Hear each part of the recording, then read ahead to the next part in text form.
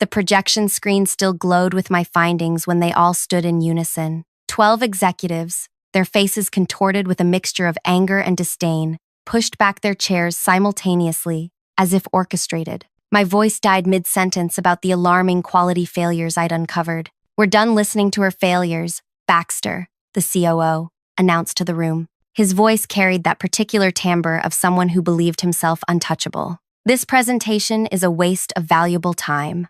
The rustle of expensive suits filled the room as they gathered their tablets and notebooks. No one looked at me. No one spoke. The methodical way they ignored my presence felt calculated to maximize the humiliation. "The numbers speak for themselves," I said, struggling to maintain composure. Our customers are perfectly satisfied," interrupted Vivian, the VP of Operations. Her smile never wavered as she added, "Perhaps you should consider whether you're suited for this level of responsibility." They moved toward the exit in a tight cluster. The sound of their Italian leather shoes against the floor seemed impossibly loud in the sudden silence. 12 executives, the entire leadership team, walking out while I stood there, hands still raised toward the data that showed indisputable evidence of their negligence. Monroe, the CFO, was the last to leave. He paused at the doorway, his hand hovering near the light switch. "Don't bother finishing. No one will read your report." He flicked the lights off,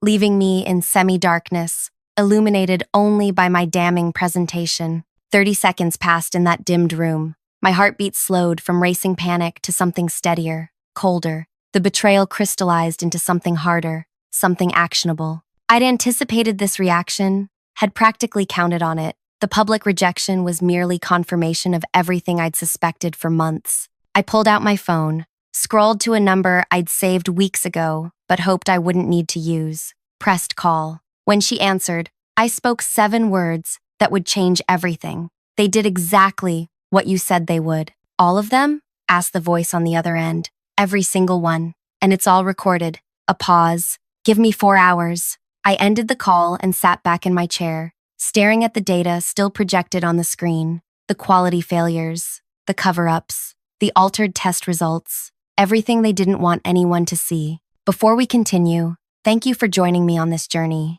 If you're finding this story intriguing so far, please hit that like button to help others discover it too. I'd love to hear your thoughts in the comments. And if you haven't already, consider subscribing so you don't miss what happens next. Trust me, you won't want to miss how this unfolds. My name is Leona. Until 3 months ago, I was the Quality Assurance Director at one of the country's leading industrial equipment manufacturers. Our products were in hospitals, schools, and government facilities nationwide, the kind of equipment people trusted, with their safety, without a second thought. I wasn't always the person who made powerful enemies. Growing up in a small industrial town, I learned early that systems had flaws, but honesty mattered. My father worked 30 years at the local factory, coming home with stories about corners cut and warnings ignored. When the plant closed after a preventable accident, I promised myself I'd never stay silent if lives were at risk. My reputation in the industry was built on thoroughness. I fixed broken systems without damaging the companies I worked for.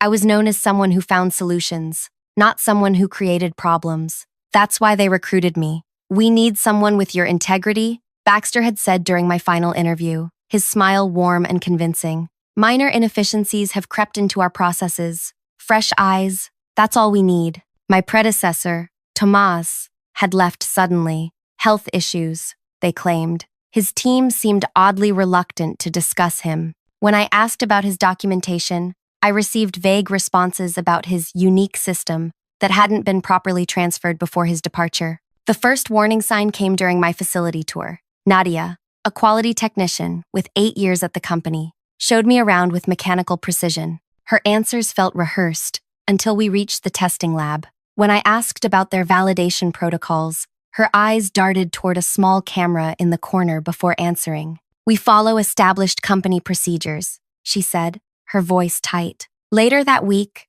I found testing results that didn't match the manufacturing outputs. Equipment that failed critical safety checks was being shipped with approval signatures. When I brought this to my team, they stared at their hands, silent and afraid. "Just follow established protocols," Baxter instructed when I requested a private meeting. Previous leadership complicated things unnecessarily. The next day, a bonus notification appeared in my company account, substantially more than my contracted amount. No explanation provided. I declined the bonus and continued investigating. The patterns became clear. Our flagship medical equipment line had critical safety flaws that were being deliberately concealed. Testing protocols had been modified to hide defects. Customer complaints were being redirected and buried. The issue isn't with the product, Vivian explained when I presented my initial findings privately. It's with user expectations. Every industry has acceptable margins of error. Not when those errors could harm people,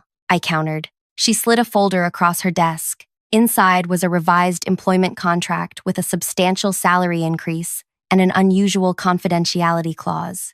Everyone benefits from regulatory flexibility, she said, tapping the signature line. We reward team players generously. I took the contract, told her I'd consider it, and continued gathering evidence. That night, I received an anonymous email with previous safety reports, ones that had been altered in our official records. The sender's message was simple. Tomas wasn't sick. The morning of my presentation to the executive team, I found Nadia waiting by my car in the parking garage. They're setting you up, she whispered, constantly checking over her shoulder. They've told everyone your report is attention-seeking exaggeration. Baxter already has your termination paperwork prepared. Why are you telling me this? I asked. Because Tomas tried to do the right thing too. Her voice cracked slightly. He didn't deserve what happened to him. She walked away before I could ask more, but something in her eyes, the same haunted look I'd seen in my entire team, solidified my decision. I made one crucial modification to my presentation before the meeting,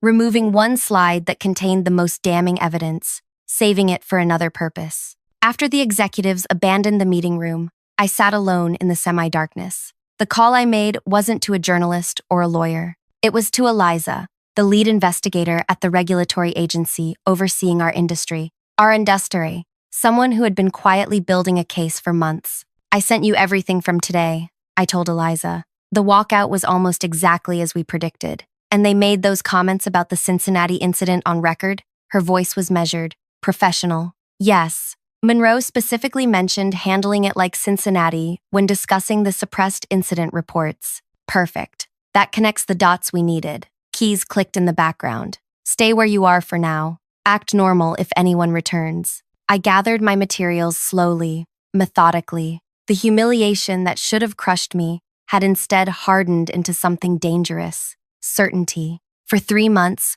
I'd been building a case while they thought they were breaking me down. The first time I contacted Eliza wasn't planned. I'd found her name buried in correspondence my predecessor had hidden in encrypted files. Tomas hadn't left for health reasons. He'd been systematically documenting the same issues I'd discovered. His final report had vanished the same day as his sudden departure. When I reached out to Eliza, she was cautious. Tomas stopped responding to my inquiries 3 months ago, she explained. The company claimed he was unavailable due to medical leave. He's not sick, I said. At least, not according to his wife, who I tracked down yesterday. She says he took a massive settlement with a gag order after being threatened with fraud charges. Our collaboration began that night. We knew a frontal assault wouldn't work. The executives had covered their tracks too carefully, with armies of attorneys ready to bury any accusation. We needed them to incriminate themselves, preferably on record. After leaving the meeting room, I walked through the empty halls to my office. The silence felt weighted now, expectant. I checked my watch, 2 hours until Eliza's team would make their move. My office door was ajar. Inside, sitting in my chair, was Vivian. That was quite a spectacle, she said, turning my computer monitor toward her. Though not surprising, given your approach. I set my materials down carefully. Was there something else you wanted to say that you couldn't share with the group? She smiled that particular smile that never showed teeth. You know, Leona, I actually argued for hiring you. Your reputation for fixing problems impressed me, but you misunderstood your assignment from the beginning, which was to fix the perception problem, not to create a new one. She stood, smoothing her skirt. Your position has been terminated, effective immediately. Security will collect you in 20 minutes. Whatever materials you've gathered, stay here, including my personal notes. Her eyes narrowed slightly. Everything. The company owns all work product created during your employment. I understand. I nodded solemnly. Something in my calm acceptance made her suspicious. This isn't a negotiation, Leona. You've made enemies of people who don't forget, people with influence across the entire industry. Is that a threat? It's reality. Your career ended the moment you decided to go against this team. She moved toward the door. Though I respect your principles, misguided as they are. Principles aren't much compared to 12 executives' unanimous opinion, I said. She paused at the doorway. Exactly. No one will believe your word against ours. After she left, I sat at my desk and opened my drawer. Inside was a small device that had been recording every conversation in my office for the past 10 weeks. I slipped it into my pocket just as my phone buzzed with a text from Eliza. We're ahead of schedule. 4 agents arriving now. Meet in lobby in 10. I gathered my personal items, just enough to appear compliant without raising suspicion. As I walked through the department, my team watched with expressions ranging from pity to fear. Some knew what was coming. Others thought they were witnessing my final departure in disgrace. Nadia caught up with me near the elevator. They're saying you tried to blame production for design flaws, she whispered. Baxter's already announcing your replacement. Are they now? I pressed the down button. Interesting timing. What will you do? Her voice trembled slightly. The elevator arrived with a soft chime. Sometimes, I said, stepping inside, you have to let people believe they've won before they realize they've lost. The lobby was bustling with afternoon activity when the glass doors swung open.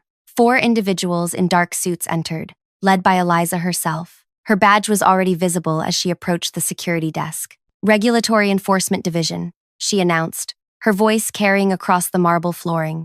We have a warrant to access specific company records and conduct interviews. The security guard looked panicked, reaching for his phone. Within minutes, the lobby transformed into carefully controlled chaos. Employees stopped to watch. Phones came out. Someone from legal rushed down, demanding to see paperwork. I stood near the reception desk, observing as Eliza handed over documents and explained the situation with clinical precision. Her team dispersed toward the elevators, accompanied by thoroughly unsettled legal representatives. Baxter appeared, red-faced and hissing instructions to a junior attorney who looked increasingly alarmed. When Baxter spotted me, his expression transformed from anger to calculating suspicion. He strode over, positioning himself to block my view of the proceedings. I hope you understand what you've done, he said quietly. This little tantrum will destroy more than just your career. That sounds concerning, I replied. Maybe you should share those thoughts with the agents upstairs. His face tightened. You signed confidentiality agreements. Anything you've shared was provided through proper regulatory channels. I finished for him. Nothing outside standard reporting requirements. The color drained from his face as he processed the implication. I hadn't leaked anything to the press or competitors. I'd simply followed mandatory reporting protocols they'd been circumventing for years. You have no idea what forces you're playing with, he said, voice low. This company has survived worse than one disgruntled employee. I smiled, maintaining eye contact. I'm not disgruntled, Baxter. I'm doing exactly what you hired me to do, ensuring quality standards are met. Something in my expression must have unsettled him, because he stepped back slightly. Security will escort you out now. Actually, said a voice behind him, Miss Leona will be staying to assist our investigation. Eliza stood there, her badge prominently displayed. We have some questions about the presentation that was interrupted earlier today. The next 4 hours unfolded like a carefully choreographed dance. Agents moved through the building, securing servers and documentation. Executives were isolated for interviews. Employees watched wide-eyed as years of careful deception began unraveling in real time. I sat in a conference room, not the one from earlier, answering questions and providing context as Eliza's team built their case. Through the glass walls, I could see the growing realization spreading across the office as whiteboards were filled with timelines and connections. At 4:30, Monroe, our CFO, was escorted from his office, ashen-faced and silent. By 5:15, 8 more executives followed, not in handcuffs, but clearly no longer in control. As they passed the conference room where I sat with Eliza, Baxter locked eyes with me, the recognition flickering across his face. Understanding that the woman they'd dismissed as incompetent had systematically dismantled their entire operation was almost worth the 3 months of anxiety and gaslighting. But this was only the beginning. What none of them knew yet was that tomorrow morning, Their carefully constructed house of cards would completely collapse in ways none of them could possibly anticipate. The evidence secured today was just one piece of a much larger puzzle, one that had been forming for years before I even arrived. The true scale of what was coming wouldn't be clear until the emergency board meeting scheduled for 8 a.m. By then, it would be too late for damage control, too late for lawyers, too late for anything except watching their perfectly constructed world burn to ashes. And I would be there to witness every moment. The next morning arrived with the surreal brightness that follows life-altering events. I dressed methodically, charcoal gray suit, minimal jewelry, hair pulled back severely. Today wasn't about making an impression. It was about watching accountability unfold. Sleep had evaded me, but adrenaline provided perfect clarity.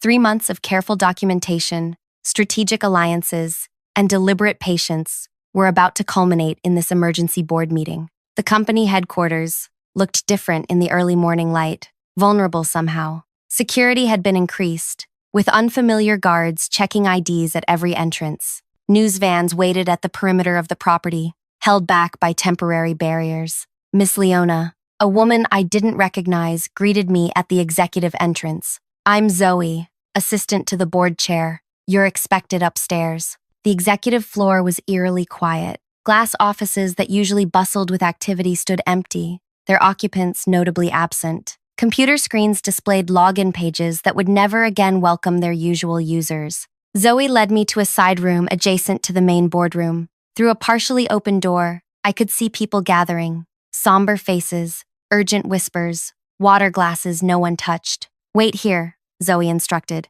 "The chair will call you in when they're ready." Alone, I checked my phone. A message from Eliza. Second phase proceeding now. 9 search warrants being executed simultaneously.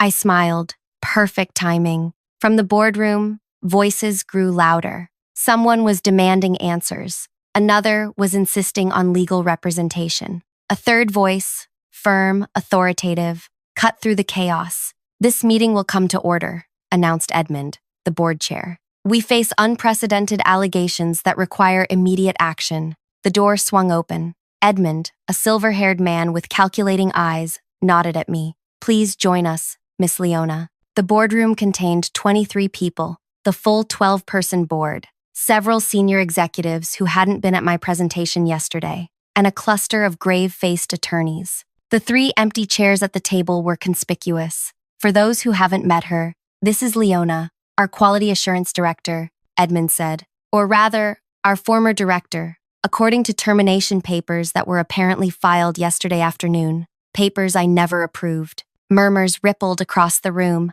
Edmund continued. "Leona has agreed to present her findings directly to this board before speaking with federal investigators later today." Baxter, who sat rigid near the far end, interrupted. "This is highly irregular. Our attorneys should review any materials before." "You've forfeited that privilege," Edmund cut in sharply. "The regulators have already seized most company records. We're trying to understand what's happening before the markets open, and this company loses half its value." He nodded toward me. "The floor is yours." I connected my tablet to the presentation system. The room darkened, and the screens illuminated with the same slides I'd begun showing yesterday. As I started explaining yesterday, before the executive team departed, I began, my voice steady. "Our quality assurance protocols have been systematically compromised for approximately 36 months. For the next 40 minutes, I methodically laid out everything I'd discovered: altered test results, suppressed incident reports, modified safety parameters. I showed communications proving deliberate concealment of equipment failures, including 3 that had resulted in patient injuries at hospitals." The board members' expressions shifted from skepticism to shock to barely contained fury. "This can't be accurate," insisted Vivian when I paused. "These are isolated incidents being presented without context."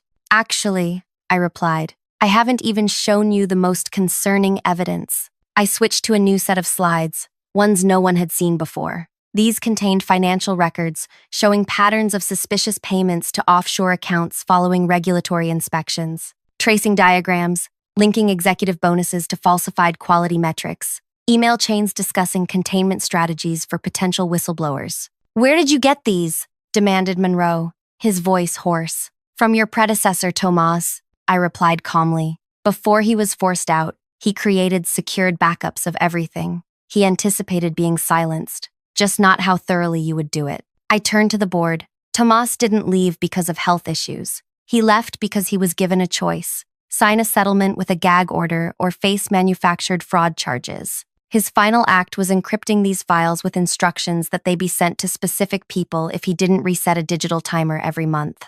That would be theft of company property, one attorney interjected. Edmund raised his hand for silence. Continue, please. When I was hired, I received an anonymous message with access information to these files. At first, I thought it might be a trap, but as my own investigation confirmed the same patterns Tomas had documented, I realized the truth. I clicked to the next slide. Video footage from my presentation the previous day, capturing the moment the executive team walked out, including their disparaging comments. The crystal clear audio brought a painful silence to the room. You recorded that illegally, Baxter snapped. Actually, I countered, all meeting rooms in this building have automatic recording capabilities for archival purposes, as stated in the company policy manual, section 4.3. I simply requested access to those archives this morning, which Edmund approved. Edmund's expression revealed nothing, but the slight nod he gave me spoke volumes. He'd been meticulous in following proper channels, giving the company no technical violations to use against us. This morning, I continued, federal agents are executing search warrants at 9 executives' homes. They're specifically looking for communications about the Cincinnati incident from last year, the one where equipment failure in an operating room was blamed on user error, despite internal documentation proving otherwise. The color drained from several faces around the table. How do you know about Cincinnati? Monroe whispered. I tilted my head slightly, because I was hired to discover exactly these types of issues. The fact that you tried to prevent me from doing my job doesn't mean I stopped doing it. For the next hour, the meeting devolved into crisis management. External counsel was called, press statements drafted, market analysts contacted. Through it all, I sat quietly, watching their world collapse in slow motion. By noon, trading of company stock had been temporarily suspended. By 2, 9 resignation letters had been submitted. By 4, federal prosecutors announced preliminary charges against 7 executives, with more expected. As the day wound down, Edmund asked me to stay behind after others had left. You've been planning this for months, he said once we were alone. It wasn't a question. From the 3rd week of my employment, I confirmed. Once I understood what was happening, I had 2 choices: become complicit or bring it all down. You could have come to me directly. I studied him carefully.